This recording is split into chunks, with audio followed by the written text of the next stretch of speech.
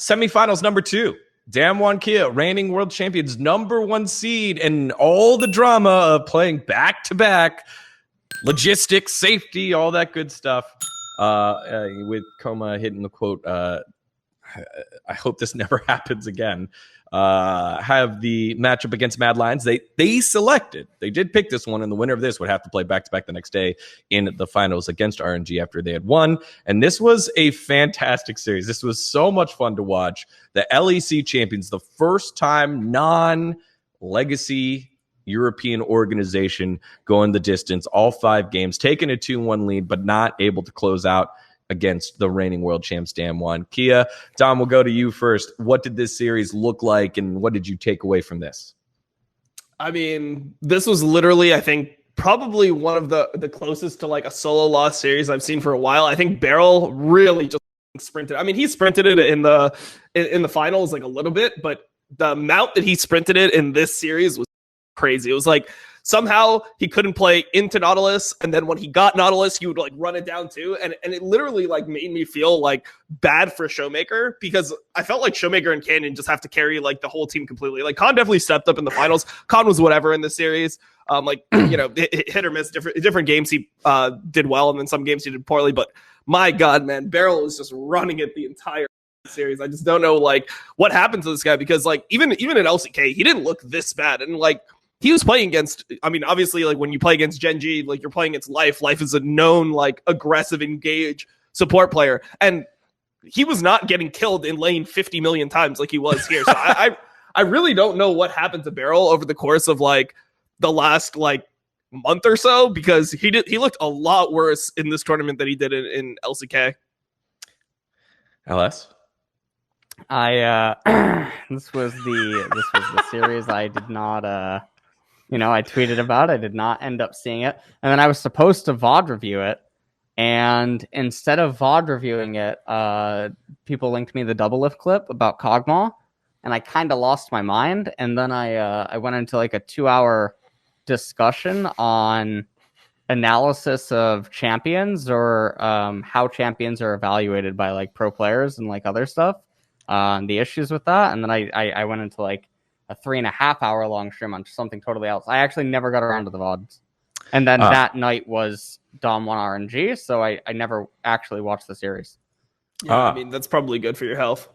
Like, this was f***ed up. Like, I don't know, man. Like, I don't know why Beryl can't play the simple champions, because it's not like Nautilus is a new champion that he like struggled to pick up. Like, let's say Rel had just came out before MSI, and then it was like super OP, and then some supports could play it, some supports didn't. I would understand somebody like inting on it, because it's like, oh well, you just like obviously don't know the limitations of the champion. You're somebody who requires more time to be able to like get that level of mastery on and proficiency on a pick. Like, then it would be understandable to me. I don't know how you can run it down so often on Nautilus Leona when literally they have been staples of the support meta for 2 years now. It was so crazy to me that like Beryl was playing this poorly. And then the thing that I hated about it is like, so Beryl's running it down on stage, right?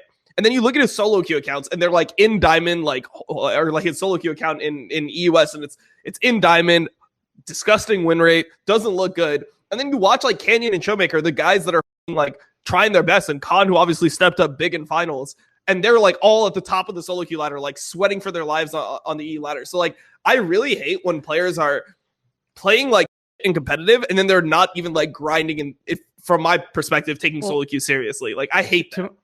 To my knowledge, Beryl's never been a very big solo queue player. I mean, there have been points where Beryl's one of the dippers. Dippers are basically like LCK pros that you can actually sometimes see end up in like D2. Because there are some of them, right? They'll rock. I mean, most of them end up not being good for very long. Like, that's normal. Yeah, I mean, there has been some pretty insane instances of like perceived top tier pros being in D1 or falling to like D1, D2, and then like swinging back up. I mean, yeah, there's been some pretty iconic instances. One that I'm not gonna specifically mention. It's Crown, but Oh, wait, never mind. Well, no. I mean, Crown.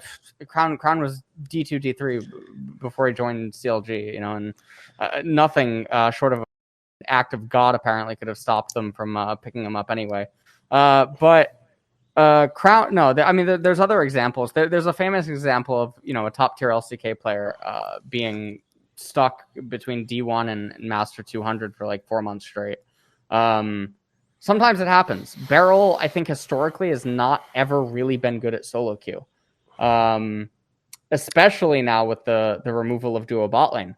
And I think that his like role inside of the team is he's like a really, really, really big voice. And I think that's kind of public knowledge through lots and lots and lots of interviews and lots and lots and lots of mic checks.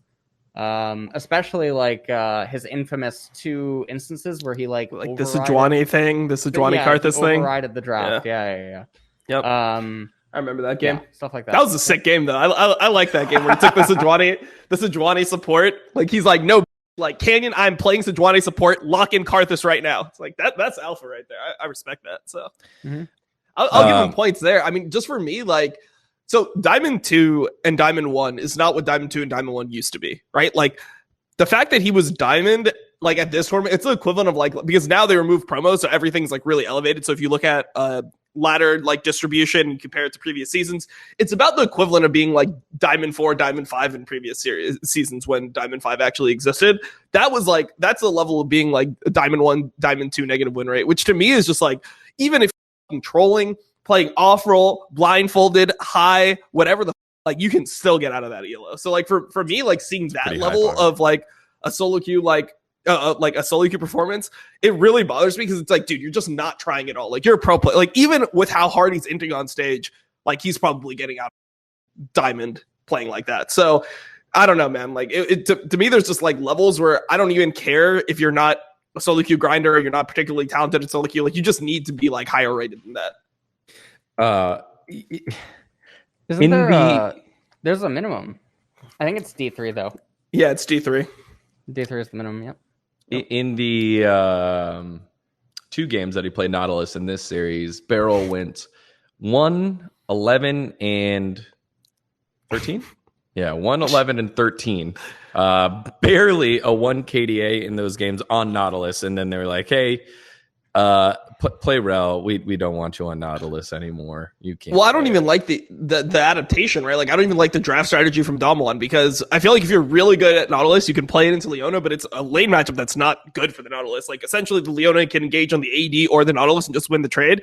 So like if you watch how Ming plays that matchup, you have to be very like smart about how you play it. You have to like play to hook the Leona out of E. If you ever hook onto Leona, you can't go for like the melee auto attack. If you go for the melee auto attack and Leona is able to like then stun you as a response, you're going to lose the trade. So there's a bunch of different ways that you have to like understand that matchup. And then Kai Wing's shown like at this tournament that he was really comfortable on Leona. I mean, I know we talked a lot about, or I've seen a lot of conversation in the community about the Kai Wing mechanic where he E-ults on Leona, which a lot of people were surprised by, that he would like E to root, and then normally when you see like Leonas go in, they EQ and then ult on top, right? So he would E, and then during his E animation, he would throw the ult, and then he would chain CC. So like he's obviously very proficient on Leona. So then why are you picking Nautilus like into Leona guy? It doesn't make sense to me. Like, doesn't he have other champions? I mean, when he played Thresh in the finals, it looked okay in lane at least. I don't know. I feel like there's other options. Comfort, Dom. Don't you understand that? I mean, is he comfortable inting? Like, no, I guess. Look, Dom, when someone chooses rock, you choose scissors because you're comfortable with it. Yeah. Okay? Who needs proficiency? Well, that's the end of our video. You want more though, right? Thought so. Good thing YouTube makes it so easy to watch more VENN Esports. Easier than keeping me in frame. Whoa. Whoa. While you're watching me dodge around, click on these videos.